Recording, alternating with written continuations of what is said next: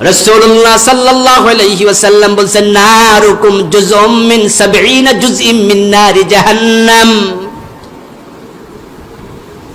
জাহান্নামের আগুন এত উত্তপ্ত হবে, দুনিয়ার আগুন হলো জাহান্নামের আগুনের 70 ভাগের 1 ভাগ মাত্র। তোমরা যে আগুন দেখছো, এই আগুনের উত্তপ্ততা, তার প্রখরতা জাহান্নামের আগুনের 70 ভাগের 1 ভাগ। সাহাবায়ে কেরামের কেউ প্রশ্ন করলেন, ইয়া রাসূলুল্লাহ, তাম পৃথিবীকে জ্বালিয়ে পুড়িয়ে সারখার করার জন্য তো এই আগুনটাই যথেষ্ট।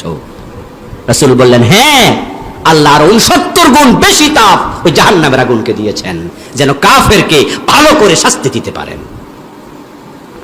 এই হাদিসগুলো শুনিয়ে রাসূল আমাদেরকে ভয় বুঝাচ্ছেন, এই জাহান্নামে যেও না, ফাত্তাকুন নার, জাহান্নাম থেকে বাঁচো। قال النبي صلى الله عليه وسلم اوقد على النار الف سنه حتى احمرت ثم اوقد عليها الف سنه حتى ابيضت ثم اوقد عليها الف سنه حتى اسودت فهي سوداء مظلمه।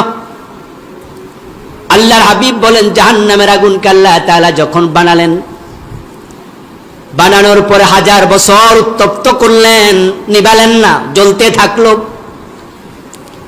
জ্বলতে জ্বলতে আগুনটা লাল হয়ে গেল। আল্লাহ তাআলা এবার বলেন, আরো 1000 বছর জ্বলতে থাকো। আরো 1000 বছর উত্তপ্ত করলেন, আগুনটা সাদা হয়ে গেল।